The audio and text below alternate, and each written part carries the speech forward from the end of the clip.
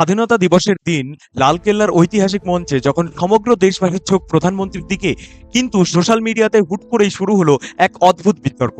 নজর কাড়ল প্রধানমন্ত্রীর জ্যাকেটের পকেটে থাকা তেরঙ্গার পকেট স্কোয়ার।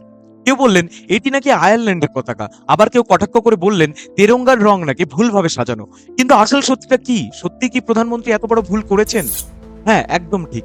এখানে কোনো রকম কোনো ভুল নেই। একবার যুক্তিযুক্তভাবে ভেবে দেখুন তো, তিনি আমাদের দেশের প্রধানমন্ত্রী।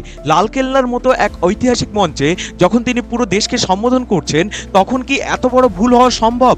তার জন্য যে প্রফেশনাল ড্রেসিং টিম কাজ করে, তারা এত বড় ভুল কখনোই করবে না। প্রধানমন্ত্রীর প্রতিটি পোশাকে অত্যন্ত নিখুঁত এবং দেশের নিয়মকানুন মেনেই ডিজাইন করা হয়। তাহলে কোনটি সম্পূর্ণ ঠিক? আসুন জেনে নিই।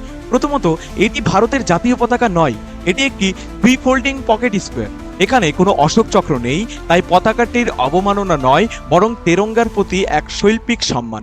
দ্বিতীয়ত, এটি বাম দিক থেকে ডান দিকে সাজানো হয়নি, এটি সামনে থেকে পিছনের দিকে আস্তে আস্তে সাজানো হয়েছে। একেবারে সামনে গেরুয়া, তার ঠিক পিছনে সাদা এবং সবার পিছনে সবুজ। সবচেয়ে বড় কথা, ভারতের ফ্ল্যাগ কোড বা পতাকার নিয়ম অনুযায়ী তেরঙ্গা যখন উলম্বভাবে বা একটি লম্বালম্বি প্রদর্শন করা হয়, তখন দর্শকদের দৃষ্টিকোণ থেকে গেরুয়া রংটি বাম দিকে থাকা উচিত। প্রধানমন্ত্রীর জ্যাকেটে থাকা পকেট স্কোয়ারটিও ঠিক সেই নিয়ম মেনেই নিখুঁতভাবে ভাঁজ করা হয়েছিল।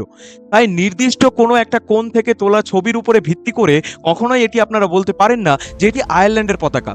তত্ত্বটি সম্পূর্ণ ভিত্তিহীন। এটি কোনো ভুল নয়, বরং দেশের তেরঙ্গাকে বুকে ধারণ করার এক গর্বিত ও সঠিক শৈলী।